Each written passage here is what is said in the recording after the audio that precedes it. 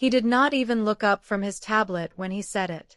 I was standing in the middle of the executive floor, having just come from a planning session about next quarter's implementation rollout. The room was open concept, glass walls on two sides, and every person on that floor could see and hear exactly what was happening. The CEO, Mr. Vaughn, kept his eyes on his screen and said it the way someone reads off a grocery list. "You're done here. Security will escort you out." My badge deactivated before the sentence was finished. I felt my phone lose the company network in real time. Then he looked up, just briefly, and added the part that was meant to land the hardest. "Let this be a lesson about knowing your place." Knowing my place. I had spent the last 11 months flying across time zones, skipping weekends, and holding together a negotiation that nobody else on that floor could have closed. The biggest deal in company history. $20 million over 5 years with a global infrastructure client. But I did not argue. I did not raise my voice. I picked up my laptop bag calmly and stood up straight, because what Mr. Vaughn did not know was whose name was actually on that contract. Security stood to my left while I walked to my desk. Mr. Vaughn was still talking as I moved through the floor. He had raised his voice slightly, making sure the audience could still follow along. "IT will wipe your accounts immediately," he said. "Everything you built here belongs to this company." He smiled at the room in the way people do when they are performing for others. "You don't own anything." I nodded once. Then I sat down at my desk and opened my email. My badge was dead. The company network was already gone. But I was still connected through my personal mobile hotspot, which I had started using out of habit months earlier when our office internet became unreliable during late-night sessions. I had one move and under 60 seconds to make it. I found the email thread I needed. I attached the document. I typed one address into the recipient field. My personal legal counsel, a woman named Ms. Adiz Obi, who handled contracts and employment disputes. Subject line: executed copy, final. I hit send. Security asked me to stand. I stood up, closed my laptop, and walked with them to the elevator without looking back. The executed copy he had never once read was now sitting in Ms. Obi's inbox. Let me tell you what my role actually was before any of this happened. My title was Senior Director of Strategic Partnerships. In practice, that meant I was the person you called when a negotiation had stalled, when a client relationship was about to break down, or when a deal was complex enough that the regular team could not manage it without losing either the client or the terms. For 11 months, I led negotiations with a company called Fortis Global Infrastructure, one of the largest public works contractors on 4 continents. They had been evaluating service providers for 2 years before we were invited to pitch. The deal was a $20 million multi-year service agreement. It required 2 trips to their European headquarters, 1 trip to their operations center in Southeast Asia, and more red-eye flights than I could count. My team worked nights and weekends for months. There were moments when the whole thing almost collapsed, twice over contract language and once over a scope dispute, and every single time I was the one who found a way to pull it back together. I never complained or asked for recognition. I just kept going, because I had noticed something during the drafting phase that I was keeping quietly in the back of my mind. Mr. Vaughn had a pattern that everyone on the executive floor recognized, but no one said out loud. During the early stages of any significant negotiation, he was absent. He attended kickoff calls when optics required it, asked surface questions, and moved on. Strategy meetings happened without him. Early drafts circulated without his input. The difficult work of building trust with a client over months took place entirely without his involvement. But once numbers grew large enough to attract attention, once a deal was close enough to generate headlines, Mr. Vaughn would appear. He would insert himself into the final stages. He would request briefings on work he had not participated in. He would position himself in front of clients at closing events and speak in the language of someone who had been there from the beginning. I had watched him do this with 3 other deals before mine. The difference with the Fortis agreement was that Fortis was not a simple client. Their legal team was thorough and their procurement process was stringent. They had specific requirements about accountability that Mr. Vaughn had not anticipated when he decided to rush toward the finish line. He wanted the headline. He did not want the fine print. And the fine print was where everything important lived. During the final contract redline phase, Fortis made an unusual request. Their procurement director, Mr. Tanaka, explained that given the scale of the agreement and the multi-year timeline, Fortis required a dedicated executive sponsor from our side. Not the company in general terms. A specific named individual who would carry personal accountability for performance milestones and deliverables throughout the life of the contract. Mr. Vaughn flatly refused personal liability. He said it in a meeting with their legal team present, which I watched from across the table. He called it an unnecessary complication and said performance accountability lived with the company, not with individuals. Mr. Tanaka held firm. Fortis had been burned before by companies whose key people rotated away mid-contract while management pointed to corporate structure. They were not willing to move forward without a named executive sponsor. Mr. Vaughn waved his hand and said, "Put whoever is managing it." Legal drafted the language within a week. Primary performance oversight shall be led by the contracting executive of record, the clause read. The name inserted into that field was mine. Mr. Vaughn never read the finalized version before it was signed. He had been in Toronto for a board event that week and approved it remotely through his assistant. And no one corrected it.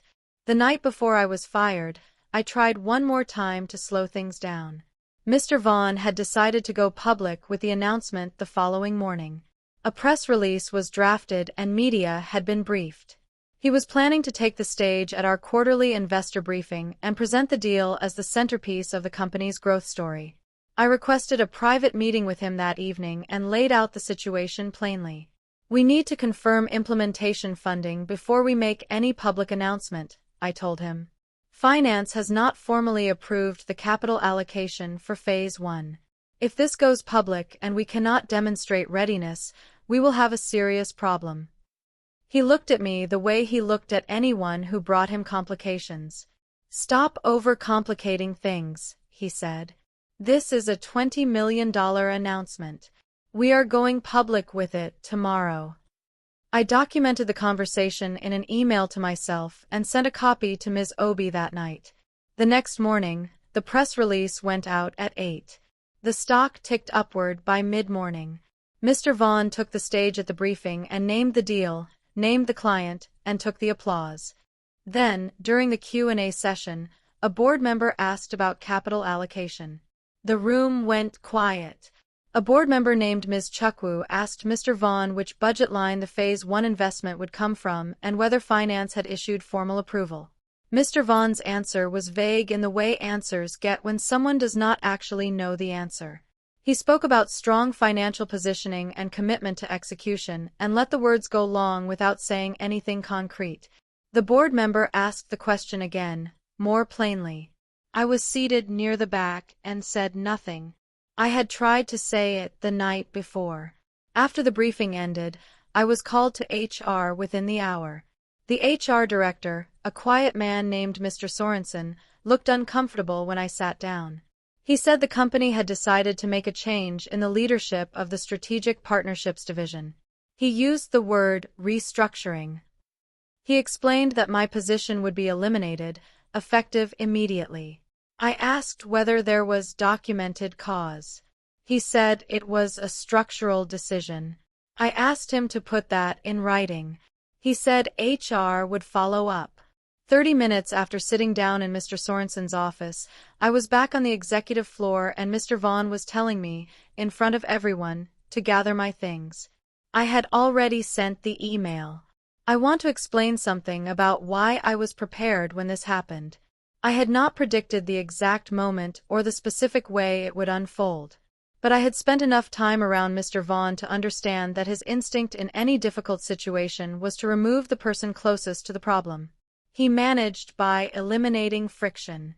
I had been the friction for months.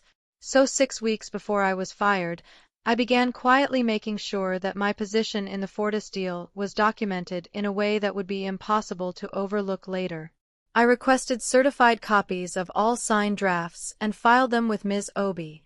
I archived every negotiation email in a personal folder that I backed up off the company server. I confirmed the executive of record designation in a written exchange with our legal team, asking them to verify the accuracy of the named signatory in Section 12. They confirmed it in writing. Then I asked legal one very specific question. If employment status changes after a contract is executed, what happens to the executive of record designation? The attorney who responded wrote back, if the company terminates employment without documented cause, the named executive's obligations and standing under the contract trigger a mandatory renegotiation clause. He had fired the wrong person entirely. Within 4 hours of my termination, Fortis Global Infrastructure sent an email to the company's general partnerships inbox. It was addressed to the executive team and copied their legal department. Ms. Obi received a forwarded copy through a contact at Fortis later that afternoon and called me immediately. The message was professional and measured, the kind of communication a company sends when it is concerned but has not yet decided how to respond. We have been informed that the primary contact associated with our agreement is no longer with your organization, the email read. We are requesting immediate clarification regarding continuity of executive oversight as specified in our contract. Mr. Vaughn responded personally within the hour, without consulting legal and without consulting me. Our team remains fully capable of executing on every commitment made, he wrote. Please be assured of our continued dedication to this partnership. Fortis's legal team replied the same day. It was a short reply. Thank you for your response. Our agreement references a specific named individual as contracting executive of record. Please clarify how the referenced executive will continue in that capacity. They attached page 12 as a PDF. Mr. Vaughn forwarded the thread to legal without any comment. The silence on his end told me everything. Page 12 of the Fortis contract was 3 paragraphs long. The first paragraph established the executive sponsor requirement and explained that Fortis had accepted the contract on the specific condition that named oversight would be maintained throughout all 5 phases of implementation. The second paragraph named me directly. Full name. Title at time of execution. Personal accountability for performance milestones and deliverables across the contract period. The third paragraph contained the clause that changed everything. In the event of a material change in the employment status of the named contracting executive of record, without mutual consent, the client retained the right to invoke a transition mechanism. That mechanism required either a 90-day renegotiation period to establish equivalent named oversight or activation of a transition compensation clause, which would require the company to pay Fortis a sum equal to the full contract value as a remediation payment. Full contract value. $20 million.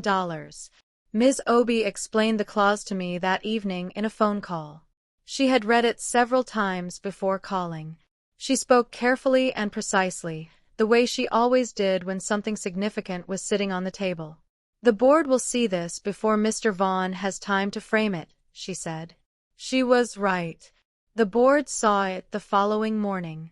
The emergency board meeting happened on a Thursday. Ms. Chukwu reached out to Ms. Obi that afternoon asking if I was available for a conversation. She was careful in how she phrased things, but the meaning was clear. The board was in damage control and needed to understand the full picture before deciding how to respond. The company's stock had dipped by the time markets opened. Analysts who had written positively about the Fortis deal that morning were now posting cautious follow-up notes. One industry publication had already picked up a brief item about leadership uncertainty in the partnership. Then Mr. Vaughn called me. It was the first time his name had appeared on my phone since I walked out of that building. I let it ring twice before answering, not out of drama, just to take a breath. This situation needs to be resolved, he said. His voice had a different quality in it now. Not the boredom he had performed in front of the floor. Something tighter. You need to fix this, he said. I let a moment pass. I no longer work there, I said. Another pause. "I understand that," he said. "But I am willing to consult," I added. Then I ended the call and called Ms. Obi. Ms. Obi joined the next call, which Mr. Vaughn's deputy had organized for the following morning. There were 5 people on the call from the company side: the deputy, 2 board representatives, their general counsel, and Mr. Vaughn. Ms. Obi and I were on together. Ms. Obi laid out the position clearly and without any emotional framing. She explained that there were 2 paths available. The first was reinstatement with a formal written agreement that defined my role, my protections against retaliatory termination, and my compensation going forward. The second was honoring what the contract referred to as the Executive Portability Clause, which allowed the named executive to assume their obligations under the contract through an independent entity if the original employment relationship was severed. The call was quiet for a moment after she finished. Then Mr. Vaughn spoke. "This is extortion," he said. The tightness in his voice had shifted to something louder. "You are holding the company hostage." Ms. Obi replied calmly. "We are presenting 2 lawful options under a contract your company signed. The language was there when your legal team approved it." "She's right," said one of the board representatives quietly. Mr. Vaughn went silent. Then Fortis's position changed the conversation entirely. Fortis Global Infrastructure issued a formal position statement through their legal team 2 days after the emergency board call. It was addressed to the company's board of directors, copied to their own general counsel, and forwarded to Ms. Obi through professional channels. The statement was diplomatic in tone but precise in its meaning. Fortis explained that their decision to enter the agreement had been based on a detailed evaluation process that included a specific assessment of the named executive sponsor's track record, communication style, and demonstrated ability to manage complex multi-phase infrastructure projects across international contexts. The statement noted that the corporate entity was not the party in whom Fortis had placed its confidence. "I was," it continued. "The client was prepared to honor the contract in full, but only under terms that maintained the specific named oversight originally agreed upon. They were not willing to accept a substitute arrangement without their explicit consent, which they had no intention of providing at this time." The final paragraph offered a constructive alternative. If the named executive was in a position to establish an independent entity capable of assuming the obligations of the original contract, Fortis would give serious consideration to reissuing the agreement under those new terms. Same scope, same value, same timeline. They gave me 72 hours to respond. I called Ms. Obi as soon as the document arrived. She had already read it. We talked through every dimension of what was being offered and what it would require. The scope was identical to the original agreement. The timeline matched. The value was the same $20 million over 5 years. And Fortis was offering to route the contract directly through a new entity if I formed one, which meant the original company would be completely out of the picture. I would need to establish a legal entity quickly. I would need some form of interim financing to cover the gap before the first payment arrived. And I would need at least 2 people I trusted to help manage the scope, since the work was too large for one person alone. None of those things were simple. But none of them were impossible either. Ms. Obi said she could have the paperwork ready within 24 hours if I made the decision. I asked her one question. Was there any legal exposure I was not seeing? She reviewed her notes for a moment. "None," she said. "This is entirely your decision." I told her to start the paperwork. I had 72 hours and I intended to use every one of them. I registered the consulting firm on a Friday morning. Ms. Obi filed the incorporation documents and had them processed by early afternoon. By evening, the firm existed on paper with me as sole founder and executive. Then I made 2 phone calls. The first was to a former colleague named Mr. Osei, who had been one of the 2 senior project managers on the Fortis negotiation team. He had been sidelined 3 months earlier when Mr. Vaughn restructured the partnerships division. He had been looking for the right next step. I told him what was happening. He said yes before I finished explaining. The second call was to a woman named Ms. Kruma, who had handled all of our technical implementation documentation throughout the negotiation. She was still at the company but had been told her role was being eliminated in the next round of restructuring. She also said yes. Within 48 hours of forming the entity, I had two of the people most essential to the Fortis work ready to come on board.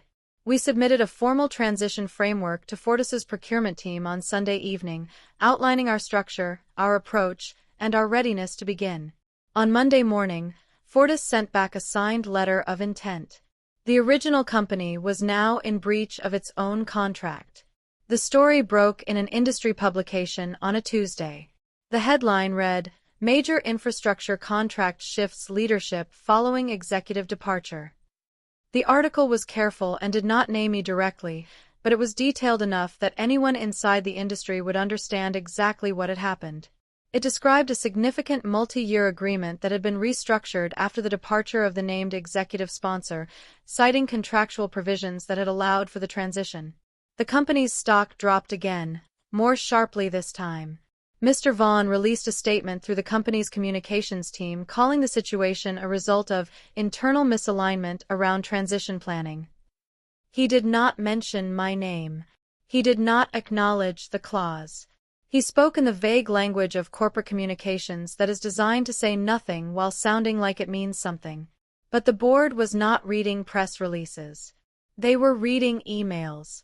Specifically, they were reading the internal HR documentation from the week of my termination, which Ms. Chukwu had formally requested as part of a governance review she initiated the day after the emergency board call. The emails, once compiled, told a clear and sequential story. And every significant decision in that story had Mr. Vaughn's signature on it. The HR emails became the center of everything for about 10 days. Ms. Chukwu's review produced a full chronology, my warning about funding, the investor briefing where the board question went unanswered, and then my termination the following morning. The sequence was damaging in its clarity. There was no documentation of cause for my termination. Mr. Sorensen had been instructed to process the separation as a restructuring, but there was no restructuring plan on file, no prior performance documentation, and no approval from the board's HR committee for an executive-level separation of that nature. The compliance officer flagged 3 separate governance failures in a memo that circulated to the full board. First was the undocumented termination. Second was the public announcement of an unfinanced deal. Third was Mr. Vaughn's personal response to Fortis's inquiry, which their legal team argued constituted a misrepresentation of the company's ability to fulfill the named executive clause. The board placed Mr. Vaughn on administrative leave pending a formal review. Interim leadership reached out to Ms. Obi within 24 hours of that decision. They asked whether I would be willing to provide a statement of cooperation with the governance review. I told Ms. Obi to respond politely. By then, I was already executing my own contract. The call from interim leadership came on a Wednesday afternoon. A woman named Ms. Bergman had been appointed interim CEO while the board conducted its review. She was a board member herself, steady and direct, with a reputation for solving problems without drama. She called my direct number, introduced herself without a preamble, and asked if we could speak candidly. I said yes. I appreciated the directness. She explained that the board wanted to understand whether there was any arrangement under which the original company could participate in or benefit from the Fortis execution, given that the deal had originated within the company's sales pipeline. I listened carefully. Then I explained that the contract had been reissued to my independent firm at Fortis's explicit direction, and that any arrangement involving the original company would require Fortis's consent, which they had already made clear they were not interested in providing. Ms. Bergman was quiet for a moment. "I understand," she said. She thanked me for my time and wished my firm well. There was no bitterness in her voice. She was doing her job, and she was doing it well. I respected that. But I was already well into executing the agreement entirely on my own terms. The final agreement was signed in a conference room at Fortis's regional headquarters on a Thursday afternoon in late autumn. It was a calm, professional room. A table with 6 chairs. Water in the center. Natural light from tall windows on one side. Mr. Tanaka sat across from me. Ms. Obi was to my right. Mr. Osei and Ms. Kruma were at the far end of the table, having spent the previous day walking Fortis's implementation team through our transition framework in a session that had gone better than any of us had expected. The contract was $20 million over 5 years. It was drafted in the name of my firm. Not the original company. Not Mr. Vaughn's company. My firm. Mr. Tanaka reviewed the final pages one more time, which was his habit, and then signed his name at the bottom of the execution page. He slid it across to me. I signed below his signature. Ms. Obi notarized both copies. Mr. Tanaka extended his hand across the table. We look forward to a long and productive relationship, he said. I shook his hand. So do we, I said. We gathered our copies. We said our goodbyes. We walked out through the lobby and into the afternoon sunlight. Implementation began the following week. 2 months after the contract was signed in my firm's name, Mr. Vaughn resigned.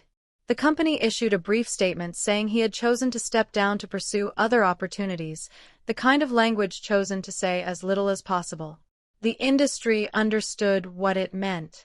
The board's governance review had found significant procedural failures in his handling of both the deal announcement and my termination. There were no findings of financial misconduct, but the cumulative weight of the documentation was enough to make his position untenable. The stock had recovered slightly under Ms. Bergman's interim leadership, but the damage to the company's reputation in the infrastructure partnership space was real and would take time to rebuild. Colleagues I had worked with sent quiet messages of acknowledgement over the following days. Nothing dramatic.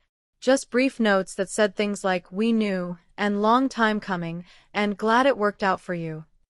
I replied to each one warmly. I did not feel satisfied exactly. I had never wanted Mr. Vaughn to fail. I had wanted to be treated fairly, and when that became impossible, I had done what I needed to do. His overconfidence had cost him everything, and my company was just getting started. 1 year after walking out of that building with my laptop bag and my dignity, I was standing at a podium at an industry summit. I had been invited to keynote a session on strategic contract execution in infrastructure partnerships. The invitation had come 6 weeks earlier, and I had accepted it without registering who else would be in the room. My firm had exceeded its first-year revenue projections. We had brought on 2 additional clients in the months following the Fortis signing, both referrals from Mr. Tanaka's quiet endorsement within his network. Mr. Osei had grown into a full partner role within the firm. Ms. Kruma was now leading our technical implementation division, a title that suited her ability exactly. We had added 2 more staff members in the second half of the year. The work was meaningful. The team was strong. The company was real. I stood at that podium and spoke for 40 minutes about the gap between corporate optics and contractual reality, and about the kind of operational discipline that actually builds lasting client relationships. The audience was engaged throughout. At the end, during the applause, I scanned the room and saw someone I recognized near the back. He had not left before my remarks ended. He had stayed for all of it. He approached me after the session during the networking break.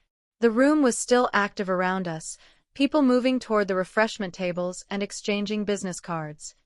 He came from the far side and worked his way through the small clusters of people until he was standing in front of me. Mr. Vaughn looked different from the last time I had seen him. The confidence that had always been slightly too large for any room, the kind that fills space before a person even speaks, was gone. He was well dressed. He stood straight, but the air around him was quiet in a way it had never been before. He extended his hand. "Good speech," he said. I shook his hand. "Thank you," I said. He looked at me for a moment, working something out. "You played that well," he said finally. I thought about the executive floor and the security escort and the words about knowing my place. I thought about the months of work that had built the deal he had taken credit for and then discarded without reading. "I just read the contract," I said. He was quiet for a moment. Then he nodded once, slowly, and I watched something in his expression shift into something that finally looked like understanding. I thought about those words a lot in the weeks after the summit. Know your place. He had said it on the executive floor in front of everyone, directed at a person who had spent 11 months doing the work that built the deal he was standing on. My place, 1 year later, was founder and chief executive of a consulting firm with a $20 million anchor contract and 2 additional clients in active engagement.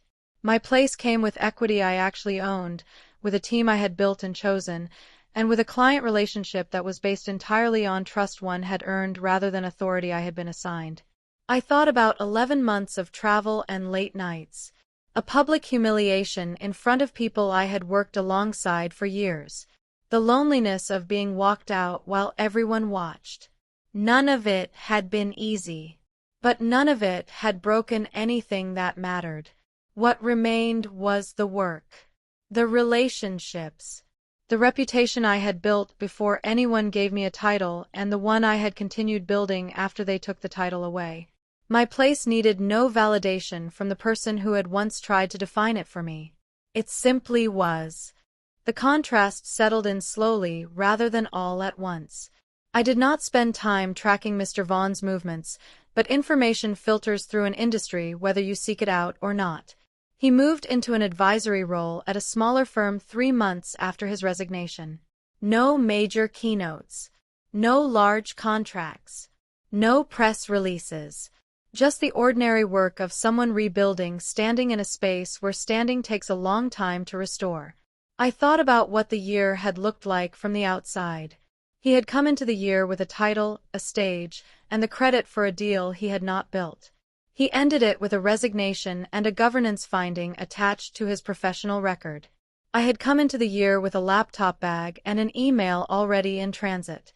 I ended it with a firm, a team, a signed contract, and a keynote invitation. The symmetry was quiet and unforced. Nobody had written a story about it. Nobody had engineered an outcome. Things had simply moved the way things tend to move when the gap between what is performed and what is real becomes too wide to maintain. Consequences arrive on their own timeline. But they do arrive. I have thought about what I would say if someone asked me what the lesson was. The real one. Mr. Vaughn believed that power lived in the title. That control came from being the person at the front of the room. That the deal belonged to whoever claimed it loudest and earliest. He had operated that way for a long time, and it had worked, until it met a contract that did not care about any of that. Contracts do not care who takes the stage at the investor briefing. They care about signatures. They care about named obligations. They care about who is actually accountable for the thing that was promised. I had spent 11 months being accountable for the thing that was promised. I had made sure that accountability was documented, named, and legally binding. Not out of strategy at first. Out of professional habit. When Mr. Vaughn decided to remove me, he did not know he was handing me the contract. He thought he was escorting a problem out of the building. He escorted the deal out with me. He gave me exactly the conditions I needed to build something of my own. He ordered me out of the office. I walked out with the business.